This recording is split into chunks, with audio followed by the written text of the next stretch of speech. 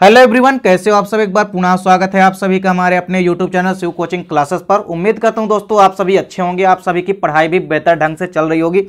आज के इस वीडियो में हम देखेंगे दोस्तों जो ऊर्जा का पिरामिड क्या होता है और कैसे बनता है, तथा साथ ही साथ जो जीव भार का पिरामिड होता है यानी पिरामिड ऑफ बायोमास। तो देखिए किसी भी परिस्थिति तंत्र में जो ऊर्जा का पिरामिड होता है और किसी भी परिस्थितिक तंत्र में जो जीव भार का पिरामिड होता है उसको हम आज के इस वीडियो में देखेंगे। तो आइए सीधे वीडियो को स्टार्ट करते हैं।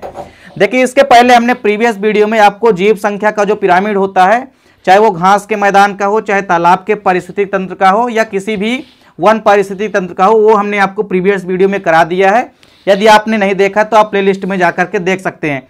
तो आइए सीधे वीडियो की शुरुआत करते हैं। देखिए ऊर्जा के पिरामिड की यदि हम बात करें तो जो पिरामिड किसी भी पारिस्थितिक तंत्र में विभिन्न पोषक स्तरों के जीवों द्वारा संचित की गई ऊर्जा के परिमाण का बोध कराता है उसे हम ऊर्जा का पिरामिड कहते हैं।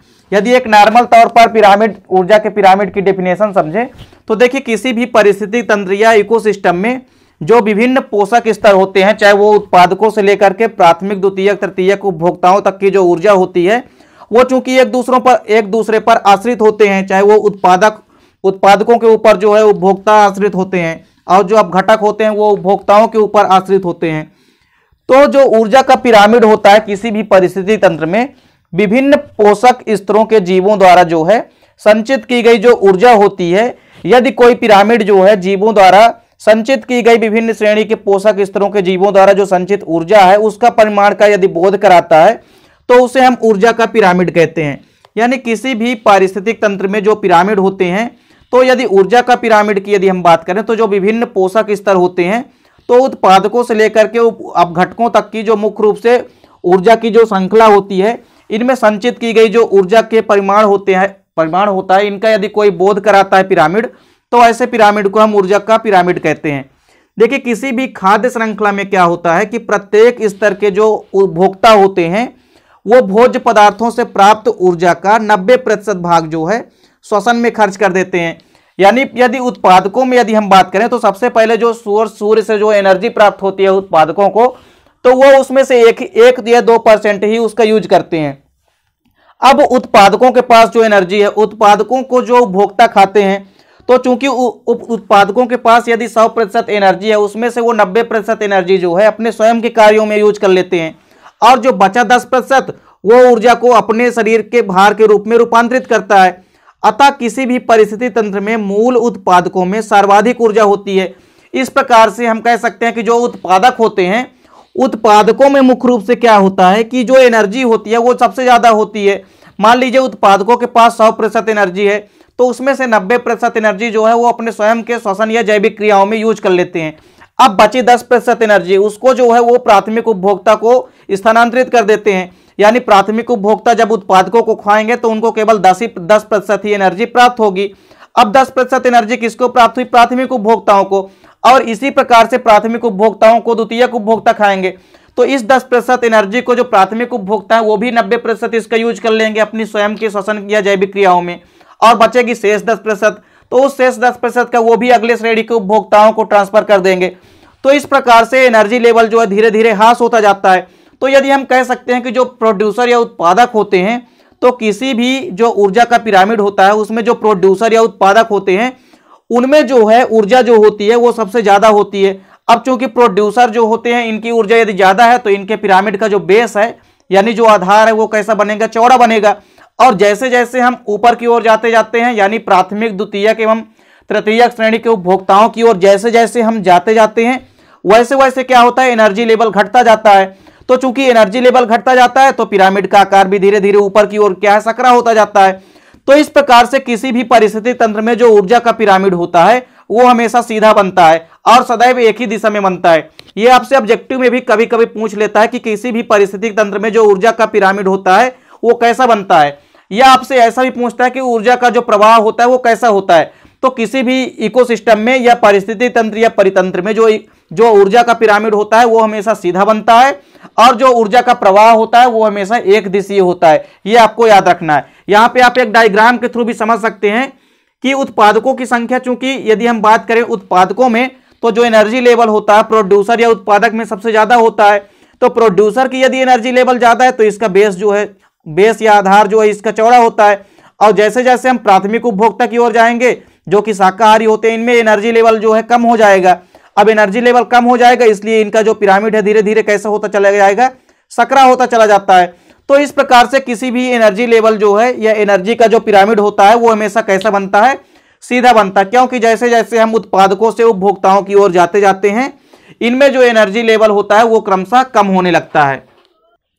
चलिए इसके बाद हम देखते हैं किसी भी परिस्थिति तंत्र या इकोसिस्टम में जो जीव भार का पिरामिड होता है वो कैसे बनता है। तो देखिए ऊर्जा का पिरामिड तो आपको समझ में आ गया होगा। अब हम बात करते हैं जीव भार की पिरामिड की। तो देखिए सबसे पहले तो जीव भार की पिरामिड की यदि हम डिफिनेशन समझें तो क्या होती है कि एक ऐसा पिरामिड जिसके द्वारा किसी भी इकोसिस्टम या पारिस्थितिक तंत्र में जो उत्पादक होते हैं एवं विभिन्न स्तरों के उपभोक्ताएं होते हैं, तो उत्पादकों एवं विभिन्न श्रेणी के उपभोक्ताओं का जो जीव भार होता है उनका यदि संबंध दर्शाने वाला कोई पिरामिड होता है, ऐसे पिरामिड को हम जीव भार का पिरामिड कहते हैं। यानी ऐसा पिरामिड जिसके द्वारा किसी भी पारिस्थितिक तंत्र या इकोसिस्टम में उत्पादकों यानी प्रोड्यूसर एवं विभिन्न श्रेणी के उपभोक्ताओं या कंज्यूमर्स के जीव भार का यदि कोई संबंध का बोध कराता है पिरामिड, तो ऐसे पिरामिड को हम जीव भार का पिरामिड कहते हैं। चलिए अब हम सबसे पहले देखते हैं किसी भी वन परितंत्र में जो जीव भार का पिरामिड बनता है वो कैसे बनता है। तो देखिए किसी भी वन परितंत्र में यदि हम बात करें तो वन में किसी समय भी वृक्षों का जो जीव भार होता है उस पर आश्रित प्रथम श्रेणी के उपभोक्ताओं से अधिक होता है। यानी यदि हम बात करें जीव भार की, यानी जीवों का जो भार है या वजन है, तो किसी भी वन पारिस्थितिक तंत्र या वन इकोसिस्टम में क्या होता है कि जो वृक्ष होते हैं इनकी संख्या तो एक्चुअल में कम होती है, लेकिन जो इनका भार होता है वो क्या होता है, ज्यादा होता है। तो वृक्षों का जो भार होता है वो ज्यादा होता है। अब क्रमशः इसी प्रकार जो द्वितीय एवं तृतीय श्रेणी के उपभोक्ता होते हैं इनका जो जीव भार होता है वो क्रमशः कम होता चला जाता है, क्योंकि उपभोक्ताओं की संख्या तो ज्यादा होती चलती है, लेकिन जो जीव भार है, जो वजन है इनका, वो क्या होता चलता है, कम होता जाता है। तो इस प्रकार से जो पिरामिड होता है वो हमेशा कैसा बनता है, सीधा बनता है। तो किसी भी वन परितंत्र में यदि हम बात करें तो जो वृक्ष होते हैं चूंकि इनका भार जो है क्या होता है, ज्यादा होता है, तो वृक्षों का भार ज्यादा है, तो जीव भार का पिरामिड भी यही दर्शाता है कि यदि किसी भी पारिस्थितिक तंत्र में यदि भार ज्यादा है उत्पादकों का, तो उत्पादकों का यदि भार ज्यादा है मतलब जीव भार का पिरामिड जो है सीधा बनता है। और यदि उत्पादकों का भार जीव भार क्या है, कम है, तो पिरामिड हमेशा उल्टा बनेगा। तो आपको यहां पे देखना कि किसी भी वन परितंत्र में जो वृक्ष होते हैं इनकी संख्या तो कम होती है, लेकिन वृक्षों का भार ज्यादा होता है, और वृक्ष क्या होते हैं, उत्पादक होते हैं, तो उत्पादकों की संख्या यहाँ पे क्या है, कम है। तो जब उत्पादकों की संख्या कम होती है और यदि उत्पादकों का जो जीव भार है वो यदि ज्यादा हो तो पिरामिड हमेशा कैसा बनता है, सीधा बनता है। तो इस प्रकार से किसी भी वन परितंत्र में क्या होते हैं, वृक्ष जो होते हैं उत्पादक होते हैं और उत्पादकों का जो जीव भार है वो ज्यादा है। और जैसे जैसे हम उपभोक्ताओं की ओर जाते जाएंगे तो उत्पादकों की तुलना में इनका जो जीव भार होगा वो क्रमशः कम होता जाता है। तो यहाँ पे चूंकि उत्पादकों का जो जीव भार है वो ज्यादा है, जिस कारण से वन परितंत्र में जो जीव भार का पिरामिड होता है वो हमेशा कैसा बनता है, सीधा बनता है। तो यहाँ पे आप लोग डायग्राम के माध्यम से या डायग्राम के थ्रू भी समझ सकते हैं कि किसी भी जो वन परितंत्र है उसमें जीव भार का सीधा पिरामिड कैसे बनता है। तो देखिए जो वृक्ष होते हैं वो कैसे होते हैं, उत्पादक होते हैं, जो कि हरे पौधे होते हैं बेसिकली। तो उत्पादक जो होते हैं इनकी संख्या तो कम है, लेकिन इनका भार क्या है, ज्यादा है। तो चूंकि जब उत्पादक का ही आकार जो है क्या है या भार जो है उनका ज्यादा है, तो पिरामिड हमेशा सीधा बनेगा। अब देखिए प्राथमिक उपभोक्ता जो कि शाकाहारी होते हैं, इनका जो भार है वो क्या होता है, क्रमशः इनकी संख्या तो बढ़ती जाती है, लेकिन इनका जो भार है वो क्या होता है, वृक्षों की तुलना में कम होता है। जैसे यहाँ पे पक्षी चिड़िया वगैरह है, इनका जो भार होता है वो वृक्ष की तुलना में कम होता है। तो इस प्रकार से और यदि हम आगे बढ़े तो जो द्वितीय श्रेणी के उपभोक्ता होते हैं जो कि मांसाहारी होते हैं, इनकी संख्या और बढ़ जाती है, लेकिन जो इनका भार होता है वो और कम हो जाता है। तो इस प्रकार से यदि हम उत्पादकों में देखें तो इनका भार ज्यादा होता है वृक्षों का, और क्रमशः उपभोक्ताओं का भार जो है कम होता जाता है। तो उपभोक्ताओं का भार यदि ज्यादा है तो किसी भी परितंत्र में पिरामिड जो है हमेशा सीधा बनेगा। तो वन परितंत्र में क्या होता है कि जीव भार का पिरामिड हमेशा सीधा बनता है, ये आपको याद रखना, क्योंकि ये क्वेश्चन आपसे ऑब्जेक्टिव में भी पूछे जाते हैं। चलिए इसके बाद हम देखते हैं जो जलीय परितंत्र होते हैं जैसे कि तालाब वगैरह हो गए, तो जलीय या तालाब परितंत्र में जो जीव भार का पिरामिड होता है उसके बारे में हम चर्चा करते हैं। तो देखिए तालाब में जो पिरामिड होता है या तालाब में पारिस्थितिक तंत्र में जो उत्पादक होते हैं, उत्पादकों की संख्या क्या होती है, बहुत अधिक होती है, किंतु इनका जीव भार क्या होता है, बहुत कम होता है। और उपभोक्ताओं की संख्या तो कम होती है किंतु इनका जीव भार जो है बढ़ता जाता है। अतः इस प्रकार पिरामिड हमेशा उल्टा बनता है। तो तालाब या जलीय पारिस्थितिक तंत्र की यदि हम बात करें तो वहां पे उत्पादकों की संख्या तो बहुत ज्यादा होती है, लेकिन इनका जो भार होता है, जीव भार जो होता है वो क्या होता है, क्रमशः कम होता है। तो जब उत्पादकों का जीव भार ही क्या है, कम है, यानी पिरामिड हमेशा क्या बनेगा, उल्टा बनेगा। तो जो तालाब परिस्थितिक तंत्र में क्या होता है कि जो प्रोड्यूसर या उत्पादक होते हैं इनकी संख्या क्या होती है, हमेशा ज्यादा होती है, लेकिन जीव भार क्या होता है, कम होता है। और जैसे जैसे हम उपभोक्ताओं की ओर बढ़ते जाते हैं या ऊपर की ओर बढ़ते हैं, इनमें क्या होता जाता है कि उनकी संख्या क्या होती जाती है, कम होती जाती है, लेकिन जीव भार क्या होता है, जीव भार जो है उनका बढ़ता जाता है, जिस कारण से इनका पिरामिड जो है सदैव क्या बनता है, वो हमेशा उल्टा बनता है। तो किसी भी जलीय या तालाब पारिस्थितिक तंत्र में जो जीव भार का पिरामिड होता है वो हमेशा कैसा बनता है, उल्टा बनता है।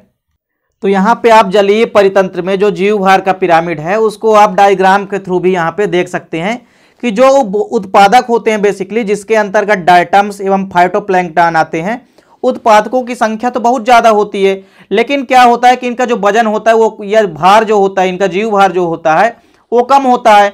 और यदि हम इसके ऊपर जाते हैं प्राथमिक उपभोक्ताओं में, तो इनकी संख्या क्या होती है, क्रमशः कम होती जाती है, लेकिन जो जीव भार है इनका वृद्धि होती जाती है। और यदि हम द्वितीय श्रेणी के उपभोक्ताओं में यदि पहुंचेंगे, जैसे मछली वगैरह हो गई, तो बड़ी मछली जो होती है, बड़ी मांसाहारी मछली जो कि छोटी मछलियों को खाती है, इनकी संख्या तो कम होती जाती है, लेकिन इनका जो जीव भार होता है वो बहुत ज्यादा होता जाता है। तो चूंकि उत्पादकों का यहाँ पे जो जीव भार है वो कम है, जिस कारण से यहाँ पे जो जलीय परितंत्र है यहाँ पे जीव भार का पिरामिड जो है उल्टा बनता है। तो आपको यहाँ पे समझ में आ गया होगा कि किसी भी जलीय परितंत्र में जो जीव भार का पिरामिड होता है वो हमेशा उल्टा बनता है, और किसी भी वन परितंत्र में जो जीव भार का पिरामिड होता है वो हमेशा सीधा बनता है। तो उम्मीद करता हूं दोस्तों वीडियो पसंद आई होगी।